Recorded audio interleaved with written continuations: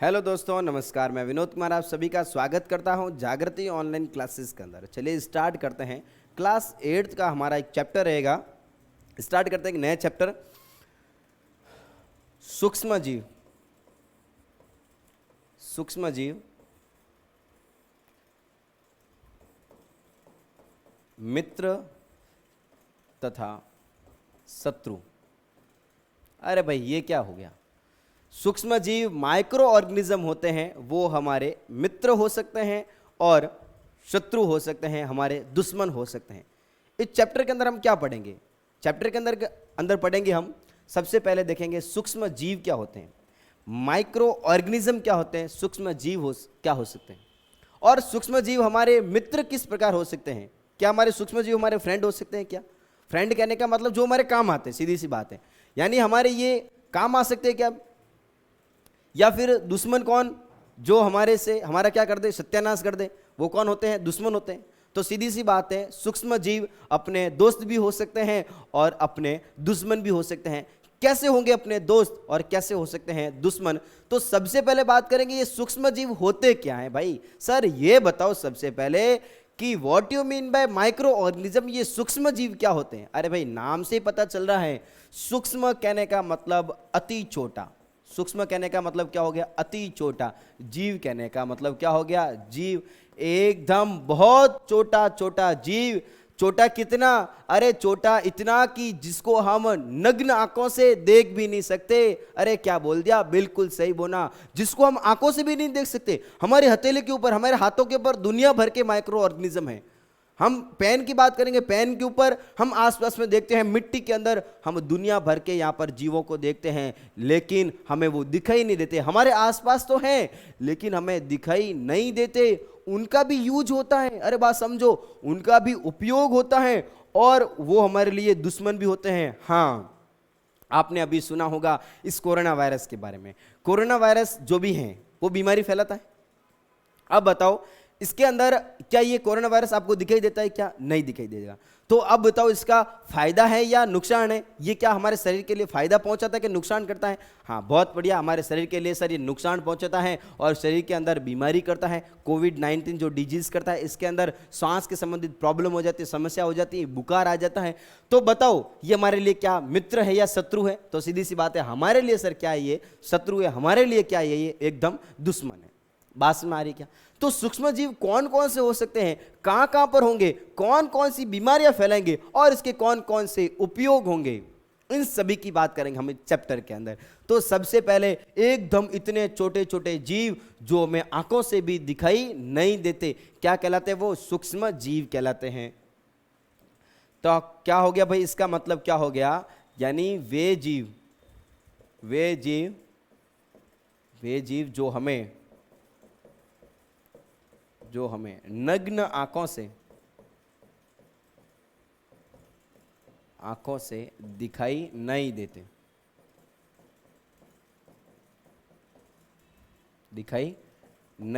हैं, एकदम नेकेड आंखों से हम इसको देख नहीं सकते, क्या कहलाते हैं? वो माइक्रो ऑर्गेनिज्म कहलाते हैं। वे जीव जो हमें नग्न आंखों से दिखाई नहीं देते हैं, सूक्ष्म जीव कहलाते हैं। सूक्ष्म जीव कहलाते हैं।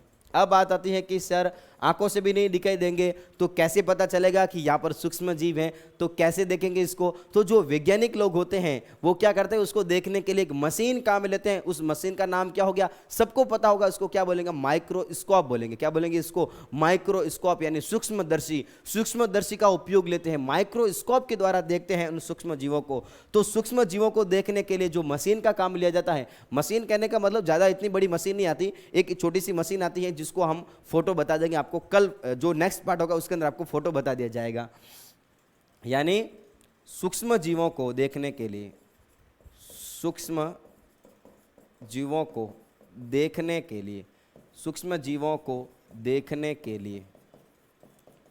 किसका उपयोग किया जाता है भाई?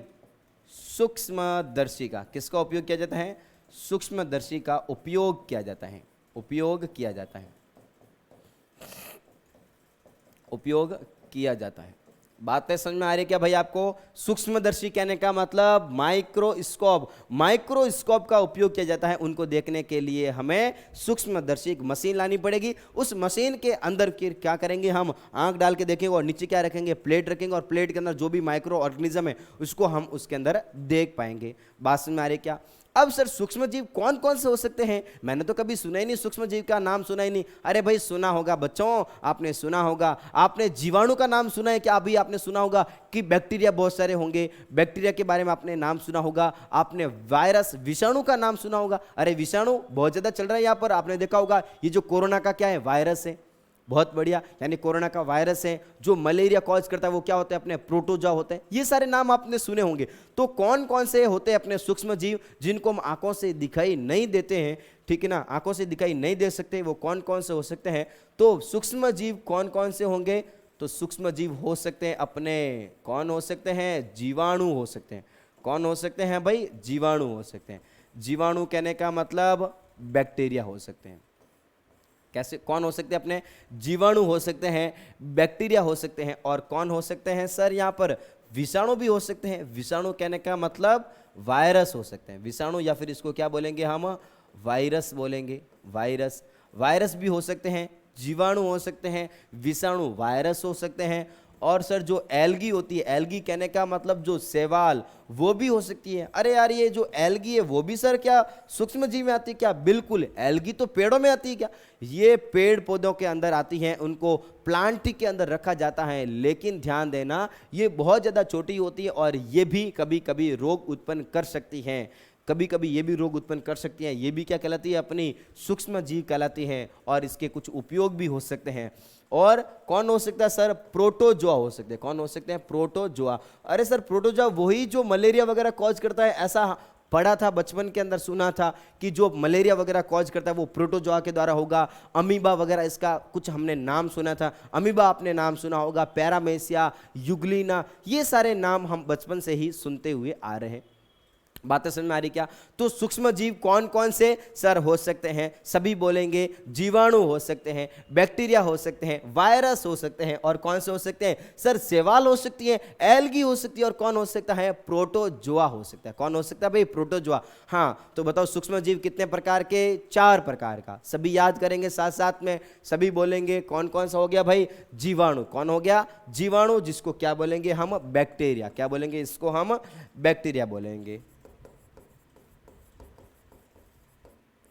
क्या बोलेंगे इसको? हम बैक्टीरिया बोलेंगे। बातें समझ में आ रही है क्या? हाँ, एक और भूल गए हम। किसको? हम भूल गए किसको? कवकों को भूल गए। कवक, फंजाई।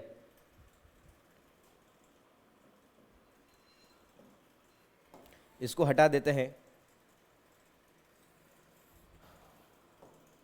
ठीक है ना। एक और ऐड कर लेते हैं भाई इसके अंदर, कवक। कवक को कैसे भूल सकते हैं? कवक, कवक यानी फंजाई। फंजाई, कवक की बात करते हैं, ठीक है। कवक यानी वही रोटी के ऊपर आती है वो। तो सूक्ष्म जीव कौन कौन से? सूक्ष्म जीव यानी वो जो हमें आंखों से दिखाई नहीं देते। वो कौन कौन से हो सकते हैं सर? वो हो सकते हैं जीवाणु, बैक्टीरिया हो सकते हैं, वायरस हो सकता है, कवक हो सकती है, फंजाई हो सकती है, और प्रोटोजोआ भी हो सकते हैं। और कौन हो सकते हैं? कुछ शैवाल होती हैं, वो भी हो सकती है सूक्ष्म जीव। बातें समझ में आ रही है क्या? हाँ। अब सर ये जो होते हैं वो पाए कहाँ पर जाते हैं? मैंने तो कभी इसको देखा ही नहीं। ये कहाँ पर होते हैं ये बताओ, ये कहाँ कहाँ पर पाए जाते हैं और ये क्या क्या रोग उत्पन्न करेंगे? तो मैं सबसे पहले बता देता हूँ जो जीवाणु रोग करते हैं। आपने जीवाणु के बारे में सुना होगा, टीबी के बारे में सुना होगा, ट्यूबरकुलोसिस रोग हो जाता है, टाइफाइड हो जाता है, कॉलेरा, हैजा, ये सारी जो बीमारियां होगी ना वो किससे होगी? बैक्टीरिया से। किससे होगी? जीवाणुओं से रोग होगा। कौन कौन से रोग होंगे उस रोग के बारे में हम डिटेल के अंदर पढ़ेंगे इसी चैप्टर के अंदर। हाँ, कौन कौन से हो सकते हैं भाई रोग? कौन से हो सकते हैं? तो इनसे रोग सर क्या इनके फायदा भी है क्या? बिल्कुल है। कुछ जीवाणु हमारे शरीर के लिए फायदेमंद होते हैं जो किण्वन करने का काम करेंगे। हमारे शरीर के अंदर एक ई कोलाई नाम का बैक्टीरिया पाया जाता है, वो हमारे शरीर के लिए कोई भी रोग उत्पन्न नहीं करता। और कुछ ऐसे बैक्टीरिया होते हैं जिनसे हमें दवाइयाँ प्राप्त होती हैं। क्या प्राप्त होती है भाई? जिनसे दवाइयाँ प्राप्त होती हैं और जिसका उपयोग खाना बनाने में भी काम करते हैं। यानी कहने का मतलब ये हमारे लिए कुछ मात्रा के अंदर ये हार्मफुल हो सकते हैं, लेकिन कुछ कुछ बैक्टीरिया हमारे लिए ये फायदेमंद भी होते हैं। बातें समझ में आ रही है क्या? हाँ, तो इनसे कौन कौन सा रोग हो सकता है सर? टीबी हो सकती है। टीबी कहने का मतलब ट्यूबरकुलोसिस, ये जीवाणु की वजह से होगी। किसकी वजह से होती है? ये जीवाणु की वजह से हो सकती है, बैक्टीरिया की वजह से हो सकती है। और कौन सा हो सकता है सर? टाइफाइड, एक जो बीमारी होती है टाइफाइड, वो टाइफाइड भी किससे हो सकती है? जीवाणु से हो सकती है। टाइफाइड भी किससे हो सकती है भाई? बैक्टीरिया से हो सकती है। और कौन सा हो सकता है सर? हैजा हो गया, हैजा हो गया, कॉलेरा हो गया। दुनिया भर की सर बीमारियां हैं मार्केट के अंदर। तो दुनिया भर की बीमारियां हो सकती है किनसे? इनसे हो सकती है, यानी जीवाणु से हो सकती हैं, बैक्टीरिया से हो सकती हैं। सर वायरस से कौन कौन सी बीमारी हो सकती है? तो वायरस से बीमारी हो सकती है कौन सी वाली? सर्दी जुकाम। क्या हो सकती है? सर्दी जुकाम। सर्दी जुकाम होगा, यानी कफ एंड कोल्ड, खांसी जुकाम होना, वो किसकी वजह से हो सकता है? वायरस की वजह से हो सकता है। और कौन सा बीमारी हो सकती है सर? एड्स बीमारी होती है। एक जो एड्स होगी, भारी बीमारी है भाई वो, तो भारी बीमारी वो किससे हो सकती है? वायरस की वजह से हो सकती है। और कौन सी बीमारी हो सकती है सर? कोरोना का जो ये चल रहा है कोरोना, वो हो सकता है, कोरोना बीमारी हो सकती है, कोविड-19, ठीक है ना। और क्या हो सकता है सर? और कौन सी बीमारी हो सकती है इस विषाणु की वजह से? तो विषाणु की वजह से दुनिया भर की बीमारियां हो सकती हैं। वही कौन सी वाली? हेपेटाइटिस, हेपेटाइटिस, ये सारी बीमारियां इनकी वजह से हो सकती हैं। सर इन बीमारियों के अंदर क्या क्या होगा? अगर किसी व्यक्ति को अगर ऐसी बीमारियां हो जाए तो क्या क्या होगा उनसे, उन सभी के बारे में हम आगे पढ़ेंगे, ठीक है। तो हमने बस इतना देखा कि जो जीवाणु होंगे, जो बैक्टीरिया होंगे, उन बैक्टीरिया की वजह से कौन कौन सी बीमारियां होगी। तो देखो, बैक्टीरिया की वजह से हजारों टाइप की बीमारियां होती है, एक आधी बीमारी नहीं होगी, हजारों टाइप की बीमारियां होगी। कौन कौन सी हो सकती हैं? टीबी हो सकती हैं, टाइफाइड हो सकता है, हैजा हो सकता है, ठीक है ना, ऐसी बीमारियां हो सकती हैं। मेनिंजाइटिस, दिमाग की बीमारियां वगैरह खूब सारी बीमारियां हो सकती हैं। सर्दी जुकाम होना विषाणु की वजह से कौन सी बीमारी हो सकती है? जो नॉर्मली जो चलती हैं, जो मार्केट के अंदर चलती हैं, कौन सा हो गया? स्वाइन फ्लू वगैरह आपने सुना होगा, ठीक है ना। तो ये सारे इनसे वजह से हो सकती हैं। सर्दी जुकाम होना, खांसी जुकाम होना, ये वायरस की वजह से हो सकती हैं। एड्स होना, एड्स आपने एड्स के बारे में सुना होगा सभी ने, भारी बीमारी होगी, एड्स हो गया, उस एड्स की बीमारी, एड्स भी इसकी वजह से हो सकती हैं। जो कोरोना का जो डिजीज चल रही है, ठीक है ना, वो कोरोना इसकी वजह से हो सकता है। हेपेटाइटिस हो सकता है। इस टाइप की बीमारियां किसकी वजह से हो सकती हैं? इन वायरस की वजह से हो सकती हैं। अरे बातें समझ में आ रही है क्या? अब बात करेंगे जो शैवाल होगी। सर शैवाल भी बीमारियां फैलाती है क्या? वैसे अधिकतर शैवाल बीमारियां नहीं फैलाती हैं, अधिकतर शैवाल बीमारियां नहीं फैलाती हैं। लेकिन कभी कभी ये शैवाल क्या कर लेती हैं? ऊपर पूरी तरीके से ये क्या करती हैं? एक एल्गल ब्लूम मचा लेती है, यानी जल के अंदर, पानी के अंदर एक प्रफुस्टन मचा लेती है, जिसकी वजह से क्या होगा? एक जहर बनेगा। और वो जो जहर होगा वो न्यूरोटॉक्सिक जहर होगा। अगर कोई भी जानवर अगर पानी को पीता है, उस पानी को पीता है, तो वो पानी, उसकी पानी की वजह से क्या हो जाएगा? पानी की वजह से क्या हो जाएगा? जो जहरीला पानी होगा उसकी वजह से उन जीवों की क्या हो जाती है? हत्या हो जाती है, वो जीव जंतु मर जाते हैं। बात समझ में आ रही क्या? तो ये ऐसी बीमारियां करते हैं। मेनली इससे ज़्यादा बीमारियां नहीं होती, इससे कम बीमारियां ही होती हैं। ये फायदे बहुत ज़्यादा पहुंचाते हैं। एल्गी का, शैवाल का हमारे जीवन में बहुत ज़्यादा उपयोग है। जब हम शैवाल को पढ़ेंगे तब इसको देखेंगे। बात करेंगे सर कवक की, बात करेंगे। कवक क्या बीमारियां फैलाता है क्या? भाई साहब दुनिया भर की बीमारियां फैलाता है कवक। कवकों की वजह से भी दुनिया भर की बीमारियां होती हैं। कवकों की वजह से बीमारी होती है क्या? बिल्कुल बीमारी होती है, हाँ। और इंपॉर्टेंट खास बीमारी होगी वायरस की वजह से। आपने पोलियो का नाम सुना होगा, जो पोलियो की डिजीज होगी वो पोलियो हो सकती है, आपने सुना होगा। पोलियो की बीमारी हो सकती है। या फिर कौन सी हो सकती है सर? रेबीज की बीमारी भी हो सकती है। रेबीज कहने का मतलब कुत्ता काटता है, फिर कुत्ते काटने की वजह से जो बीमारी होगी वो कौन सी होगी? रेबीज की बीमारी हो सकती है। तो ये सारी बीमारियां किससे होगी? वायरस की वजह से हो सकती हैं। हाँ, कवक की बात करेंगे, फंजाई की बात करेंगे, तो फंजाई भी रोग करती है क्या? बिल्कुल करती हैं। तो फंजाई को आपने देखा होगा, हमने हमारे अचार के ऊपर या फिर रोटी के टुकड़ों के ऊपर, ब्रेड के ऊपर फंजाई आ जाती है। अब बात करेंगे जो फंजाई होगी, वो फंजाई कौन कौन सी बीमारी करती हैं? तो वो कर सकती हैं दाद, खुजली होगी, और देखा होगा आपने रिंगवॉर्म बन जाता है, रिंगवॉर्म कहने का मतलब क्या हो गया? गोल गोल एक यहाँ पर चकता बन जाता है, ठीक है ना, रिंगवॉर्म हो जाता है। इस टाइप की बीमारियां कौन करती है? ये कवक करती हैं, ठीक है ना। और प्रोटोजा बीमारी करती है क्या? बिल्कुल प्रोटोजा बीमारी करती है। आपने नाम सुना होगा मलेरिया, जो डिजीज होगी, मलेरिया। वो मलेरिया किसकी वजह से फैलती है भाई? प्रोटोजोआ की वजह से। जो मलेरिया जो बीमारी होगी वो किसकी वजह से फैलेगी? प्रोटोजोआ की वजह से फैलेगी। तो कहने का मतलब ये तो हो गए हमारे दुश्मन, ये तो हो गए हमारे दुश्मन। क्या सर ये उपयोगी भी हो सकते हैं? क्या क्या हमारे ये दोस्त भी हो सकते हैं? क्या बिल्कुल हो सकते हैं। ऐसी ऐसी चीज़ें प्राप्त होती हैं कवकों से, एंटीबायोटिक, हमें बहुत सारी ऐसी ड्रग प्राप्त होती हैं, मेडिसिन प्राप्त होती हैं। जो भी आप मार्केट के अंदर देखते हो गोलियां दवाइयां जो आती हैं वो मेनली जो किससे बनाई जाती है? इन जीवों से बनाई जाती है। इंसुलिन के इंजेक्शन इन जीवाणुओं से बनाए जाते हैं। दुनिया भर की जो मेडिसिन होगी, जो गोलियां दवाइयां होगी, वो किससे बनाई जाती हैं? इन जीवाणुओं से बनाई जाती हैं। या फिर किससे बनाई जाती हैं? इन कवकों से बनाई जाती है, फंजाई से बनाई जाती हैं। इन फंजाई का कुछ उपयोग खाने में भी उपयोग होता है, और अल्कोहल बनाने में, दारू बनाने में इसका उपयोग होता है, और ब्रेड बनाने में इसका उपयोग होता है। जो हम खाते हैं ब्रेड वगैरह, वो बनाने में भी इसका उपयोग होता है। तो कहने का मतलब क्या हो गया? कहने का मतलब क्या हो गया? ये हमारे लिए अगर एक साइड से अगर हमारे लिए दुश्मन हो सकते हैं, तो दूसरी साइड से हमारे लिए ये फायदेमंद भी हो सकते हैं, यानी हमारे लिए उपयोगी भी ये हो सकते हैं। बातें समझ में आ रही है क्या आप सभी को? यानी अब बात करेंगे कि हमारे लिए ये तो होगी बात किसकी? फायदेमंद, मतलब नुकसान की बातें होगी। अब बात बताओ सर ये कि ये कहाँ पर होते हैं? ये माइक्रो ऑर्गेनिज्म, सूक्ष्म जीव पाए कहाँ पर जाते हैं? अरे बात समझ में आ रही है क्या आपको? सूक्ष्म जीव देखा हमने, सूक्ष्म जीव यानी वे जीव जो हमें आंखों से दिखाई नहीं देते। बहुत बढ़िया, हमें आंखों से दिखाई नहीं देंगे, क्या कहलाते हैं? ये सूक्ष्म जीव कहलाते हैं। हाँ, उसको देखने के लिए किसको काम में लेंगे हम? माइक्रोस्कोप को काम लेंगे। किसको काम लेंगे हम? माइक्रोस्कोप को काम लेते हैं। यानी किसको काम लेते हैं भाई? सूक्ष्मदर्शी को काम लेंगे। हाँ, और सूक्ष्म जीव सर कितने प्रकार के? ये हो सकते हैं जीवाणु हो सकते हैं, और कौन से हो सकते हैं? विषाणु, वायरस हो सकते हैं, कवक फंजाई हो सकती हैं, ये प्रोटोजोन्स हो सकते हैं। ठीक है, अब बात करेंगे सबसे पहले कि कहाँ पाए जाते हैं सूक्ष्म जीव।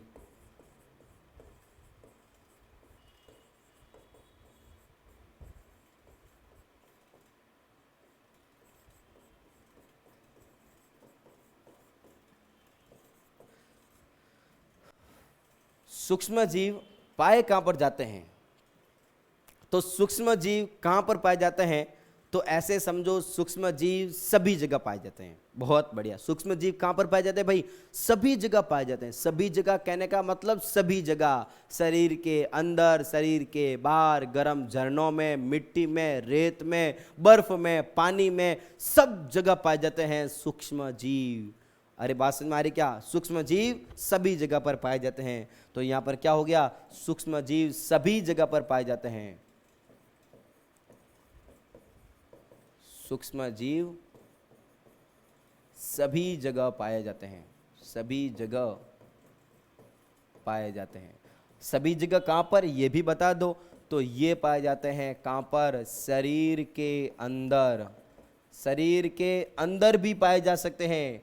पशु हो, पेड़ हो, पौधा हो, जानवर हो, किसी के शरीर के अंदर भी हो सकते हैं। अरे भाई बीमारी होती है किसी को तो वो शरीर के अंदर जाते हैं। तो कहने का मतलब शरीर के अंदर भी पाए जा सकते हैं। और कहाँ पर हो सकते हैं? यह शरीर के बाहर भी हो सकते हैं। यह शरीर के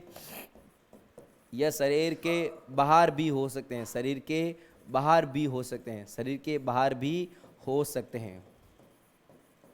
शरीर के बाहर भी हो सकते हैं।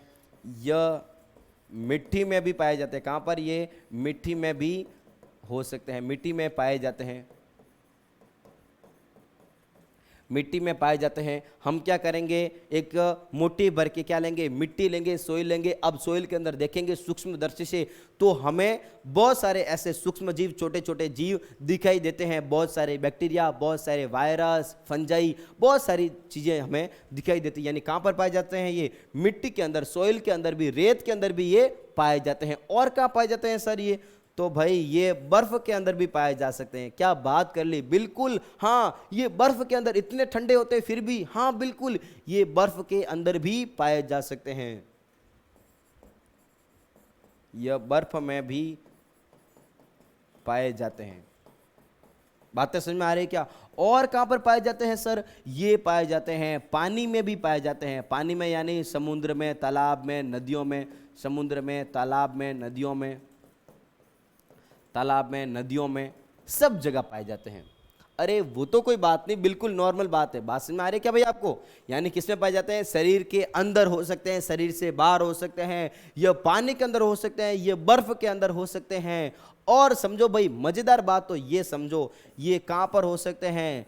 गर्म झरनों में हो सकते हैं। अरे भाई कहां पर हो सकते हैं? ये गर्म झरनों में हो सकते हैं। ऐसे ऐसे झरने होते हैं, आपने सुना होगा, एकदम गर्म गर्म झरने होते हैं, उबलता हुआ पानी होता है, उस पानी के ऐसे झरने होते हैं। उन पानी के झरनों के अंदर भी ये हो सकते हैं, उन पानी के झरनों के अंदर भी हो सकते हैं। और पशुओं के रुमेन के अंदर, पशुओं के गट में भी ये हो सकते हैं। ठीक है, गर्म झरनों के अंदर भी हो सकते हैं। और कहां पर हो सकते हैं भाई ये? और कहां पर हो सकते हैं? पशुओं के गट में, पशुओं के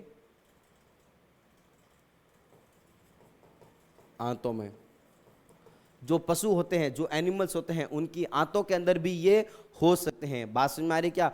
तो कहने का मतलब क्या हो गया? सूक्ष्म जीव सभी जगह पर पाए जाते हैं। सूक्ष्म जीव सभी जगह पर पाए जाते हैं। सूक्ष्म जीव कौन कौन से? बैक्टीरिया, वायरस, कवक, कौन सा हो गया? फंजाई, कवक, और कौन सा हो गया? प्रोटोजा हो गया। ये हमारे शरीर के अंदर सभी जगह पर पाए जा सकते हैं। शरीर से बाहर, गर्म पानी के झरनों के अंदर, ठीक है ना, सभी जगह पर ये पाए जाते हैं। ठीक है, अब एक एक करके सभी सूक्ष्म जीव को हम निपटाएंगे। सबसे पहले बात करेंगे किसकी? सबसे पहले बात करेंगे वायरस की बात करेंगे। ठीक है, तो सबसे पहले देखते हैं वायरस के बारे में। एक नंबर वायरस। वायरस या फिर इसको बोला जाता है विषाणु। क्या बोला जाएगा इसको? विषाणु बोला जाएगा। बात करेंगे विषाणु कहां पर पाए जाते हैं, तो विषाणु की एक खास बात होगी, विषाणु की एक खास बात होगी कि ये बाहर कैसा होगा? एकदम मृत होगा। शरीर से बाहर कैसा होगा? मृत होगा। वेरी वेरी इंपॉर्टेंट बात। ये क्या हो गया? मानव शरीर हो गया। ये क्या हो गया? मानव शरीर हो गया। मानव शरीर हो गया। मानव शरीर हो गया, प्लांट हो गया, किसी का भी अगर शरीर हो गया, कोई भी बॉडी होगी, और बॉडी की क्या होगी? ये कोशिका होगी।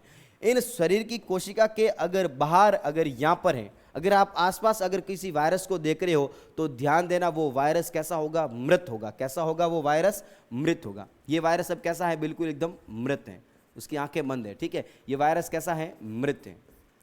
लेकिन अगर वायरस गलती से शरीर के अंदर एंटर हो गया, ध्यान देना, अगर गलती से शरीर के अगर अंदर प्रवेश कर गया, अब वो वायरस जिंदा हो जाएगा। ऐसा एक ही होगा अपना वायरस, उसका खेल भाई बड़ा खतरनाक होता है। और ध्यान देना, जो वायरस होगा वो उल्टी खोपड़ी का होता है। शरीर से बाहर तो हमें लगेगा ये कैसा है? बिल्कुल मृत है, कोई दिक्कत वाली बात नहीं है। लेकिन शरीर के अगर अंदर एंटर हो गया, वो कैसा हो जाएगा? जीवित हो जाएगा, जिंदा हो जाता है। बात समझ में आ रही क्या? बड़ा खराब चीज होती है वायरस। ठीक है, यानी क्या हो गया? शरीर के अंदर जाते ही क्या हो जाएगा? ये जीवित हो जाएगा। अब देखो इसको मजा आने लग गया। ये कैसा हो गया? जीवित हो गया। बात समझ में आ रही क्या? तो वायरस जो होगा, वो वायरस शरीर से बाहर क्या होगा? मृत होता है, और शरीर के अंदर कैसा होता है? जीवित होता है। वेरी वेरी इंपॉर्टेंट बात हो गई। एक बार वापस समझो, अगर शरीर से बाहर है, अगर यहां पर घूम रहा है वायरस, कोई दिक्कत वाली बात नहीं है। कैसा है? वो मृत है। और इसके अंदर अगर किसी शरीर के अंदर चला गया, तो क्या हो जाएगा? वो जीवित हो जाएगा, वो लिविंग हो जाएगा। बातें समझ में आ रही है क्या? ठीक है, तो वायरस के बारे में क्या होगी? लाइन क्या होगी? यह शरीर के अंदर, यह शरीर के बाहर, शरीर के बाहर यानी क्या हो गया? कोशिका के बाहर। यह कोशिका के बाहर मृत होता है।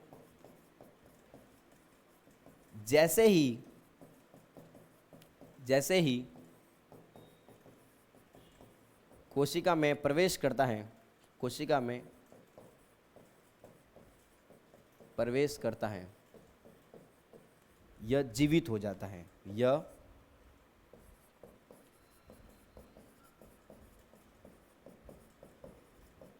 यह जीवित हो जाता है। बात समझ में आ रही क्या? जो वायरस होगा वो बाहर कैसा होगा? मृत होगा, अंदर कैसा हो जाएगा? जीवित हो जाएगा। अब वायरस को देखते हैं, वायरस दिखने में कैसा होगा?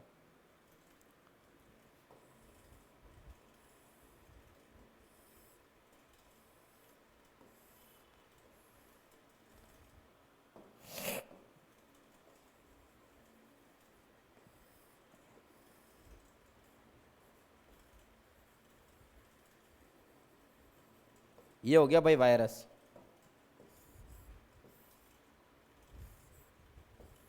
ऐसा हो गया वायरस, ध्यान देना। ये जो वायरस होगा, वायरस दिखने में ऐसा होगा, ये कहलाता उसका शीर्ष कहलाएगा। क्या कहलाएगा? उसका शीर्ष कहलाएगा, यानी उसका हेड कहलाता है। और ये इसका मध्य भाग कहलाएगा। क्या कहलाएगा? इसका मध्य भाग कहलाएगा। बात में आ रही क्या? ये कहलाएगा उसका आधार कहलाएगा। आधार कहने का मतलब बेस कहलाता है। बात में आ रही क्या? यानी ये जो वायरस होगा, वायरस के अंदर 3 भाग होंगे। ये जो ऊपर वाला है वो क्या कहलाएगा? उसका हेड कहलाता है, यानी शीर्ष कहलाता है। और बीच वाला होगा वो क्या कहलाएगा? उसका मध्य भाग कहलाएगा। और जहां से ये चिपकता है उसको क्या बोलेंगे? हम आधार बोलेंगे। क्या बोलेंगे? इसको हम बेस बोलेंगे। बात में आ रही है क्या? अब ये जो इसका शीर्ष है, ये जो इसका शीर्ष है, ये आप देख रहे होंगे, ये जो शीर्ष है वो शीर्ष बना होता है इसका प्रोटीन का। इसका जो शीर्ष होगा वो किसका बना होता है? प्रोटीन का बना होता है। ध्यान देना सभी, इसका जो शीर्ष होता है वायरस का, वो शीर्ष किसका बना होता है? प्रोटीन का। प्रोटीन का बना हुआ, यानी पूरे वायरस का चारों ओर जो खोली होगी, जो कवरिंग होगी, वो कवरिंग किसकी बनी होती है? प्रोटीन की बनी होती है। किसकी बनी होती है? प्रोटीन की बनी होती है। और ये शरीर के बाहर कैसा होगा? मृत होगा। लेकिन जैसे शरीर के अंदर एंटर हो गया, अब कैसा हो जाएगा? ये जीवित हो जाएगा, जिंदा हो जाएगा। और इसके हेड के अंदर, उसके हेड के अंदर क्या होगा? जेनेटिक मटेरियल होगा। उसके हेड के अंदर क्या होगा? जेनेटिक मटेरियल होगा। जेनेटिक मटेरियल कहने का मतलब क्या हो गया भाई? आनुवांशिक पदार्थ। क्या हो गया? आनुवांशिक पदार्थ। अब आनुवांशिक पदार्थ क्या होगा? सभी को पता होगा कि आनुवांशिक पदार्थ यानी क्या हो गया? डीएनए या फिर आरएनए। क्या होगा? डीएनए या फिर क्या होता है? आरएनए होता है अपना आनुवांशिक पदार्थ। जेनेटिक मटेरियल होगा। और जेनेटिक मटेरियल कौन सा होता है? या तो कौन होगा? डीएनए होगा, या फिर कौन होगा? आरएनए होगा। वायरस के अंदर जो अधिकतर पाया जाता है वो क्या पाया जाता है? आरएनए। और कुछ वायरस के अंदर क्या पाया जाता है? डीएनए पाया जाता है। ठीक है, तो अधिकतर वायरस के अंदर क्या पाए जाते हैं? आरएनए पाए जाते हैं। और क्या पाए जाते हैं? डीएनए पाए जाते हैं कुछ वायरस के अंदर। अब आरएनए और डीएनए ये क्या होते हैं? जैसे ही आप बड़ी वाली क्लास में जाओगे, 9th में जाओगे, 10th में जाओगे, 11th 12th, जैसे जैसे बड़े होते जाओगे आपको और उसके डिटेल के अंदर पढ़ाया जाएगा। बात समझ में आ रही क्या? अब बस इतना समझो कि आरएनए और डीएनए उसका आनुवांशिक पदार्थ होगा जो इसके प्रोटीन बनाने में सहायक होंगे। प्रोटीन से फिर क्या बनता है? हार्मोन। प्रोटीन से क्या बनता है? एंजाइम बनते हैं। और सारा जो काम होगा वो एंजाइम की द्वारा ही होगा। ठीक है, तो आरएनए का क्या नाम होगा? पूरा नाम होगा राइबो न्यूक्लिक अम्ल। क्या नाम होगा इसका? राइबो न्यूक्लिक अम्ल। राइबो न्यूक्लिक अम्ल। और डीएनए का पूरा नाम होगा डीऑक्सी राइबो न्यूक्लिक अम्ल। आरएनए का नाम क्या हो गया? राइबो न्यूक्लिक अम्ल। और डीएनए का नाम क्या हो गया? डीऑक्सी राइबो न्यूक्लिक अम्ल। और ये कहां पर होंगे? उसके शीर्ष के अंदर होंगे आनुवांशिक पदार्थ। ठीक है, यानी कौन सा हो गया? डीऑक्सी राइबो न्यूक्लिक अम्ल। बात समझ में आ गई क्या? तो उसके अंदर आनुवांशिक पदार्थ होगा। ध्यान देना, अरे भाई ध्यान देना सभी। उसका जो पूरी जो कवरिंग होगी, जो खोली होगी, वो तो किसकी बनी होगी? प्रोटीन की बनी होगी। लेकिन उसके अंदर क्या होगा? या तो क्या होगा? आरएनए हो सकता है, या फिर क्या हो सकता है? डीएनए हो सकता है। जो कोरोना वायरस चल रहा है उसके अंदर क्या है बताओ? आरएनए है कि डीएनए है? तो उसके अंदर क्या है? बहुत बढ़िया, उसके अंदर है आरएनए है। ध्यान देना, ठीक है। आरएनए कहने का मतलब राइबो न्यूक्लिक अम्ल। डीएनए कहने का मतलब क्या हो गया? डीऑक्सी राइबो न्यूक्लिक अम्ल हो गया। अब बात आती है कि इस वायरस की दवाइयां क्यों नहीं बनती? वायरस का टीका क्यों नहीं बनता? वायरस का टीका इसलिए नहीं बनता क्योंकि जो उसमें पाया जाता है, आरएनए पाया जाता है, आरएनए होता है अस्थायी होगा। वो जल्दी से क्या करेगा? अपना रूप बदलता रहेगा। अपना रूप बदलता रहेगा मतलब क्या हुआ? उसके अंदर जो आनुवांशिक जो संरचना होगी, जो जेनेटिक संरचना होगी, वो उत्परिवर्तन होते रहेगी। उत्परिवर्तन क्या होगा? आप बड़ी वाली क्लासों में पढ़ोगे। यानी उसकी जो संरचना है वो बदलती रहेगी, बार बार बदलती रहेगी। वैज्ञानिक पीछे दौड़ते जाएंगे। बात ऐसे समझो, वैज्ञानिक इसके लिए दवाई बनाएंगे, इसके लिए दवाई बनाएंगे, तो तब तक ये अपना आकार बदल चुका होगा और उसका आकार कैसा हो जाएगा? ऐसा हो जाएगा। तो बात समझ में आ रही क्या? वो आकार बदलता रहेगा। आकार में कहां पर बदलाव होगा ये समझना। तो आकार में कहां पर बदलाव होगा? उसके डीएनए के अंदर, या फिर कहां पर होगा? आरएनए के अंदर। अगर वो वायरस डीएनए है, अगर वायरस के अंदर अगर आनुवांशिक पदार्थ डीएनए है तो इतनी ज्यादा लोचे वाली बात नहीं है। लेकिन अगर उसका आनुवांशिक पदार्थ अगर आरएनए हो गया, अब लोचा हो जाएगा। क्योंकि आरएनए होगा थोड़ा सा कम सक्रिय होगा, जिसकी वजह से क्या हो जाएगा, ये बार बार अपना आकार बदलता रहेगा, अपना रंग रूप बदलता रहेगा। अगर वो अपना रंग रूप बदलेगा तो क्या हो जाएगा, भाई, वो म्यूटेट होता रहेगा। वैज्ञानिक दौड़ेंगे पीछे, दवाई बनाएंगे इस चीज की, जब तक तो वो अपना वायरस क्या करता रहा होगा, अपना आकार बदल रहा होगा। तभी तो क्या बोलते हैं हम, वायरस को उल्टी खोपड़ी का बोलते हैं। क्या बोलेंगे हम इसको, उल्टी खोपड़ी का बोलते हैं। ठीक है, अब बात करेंगे वायरस से कौन कौन सी बीमारियां होती हैं। तो वायरस की कौन कौन सी बीमारियां होती है उसको पढ़ेंगे हम आने वाले पार्ट के अंदर। बड़े ध्यान से आपको समझना है इस टॉपिक को, बड़ा प्यारा चैप्टर है और बड़ा ही मजेदार और बड़ा ही काम का है। ओके, वीडियो को देखने के लिए आप सभी का बहुत बहुत धन्यवाद।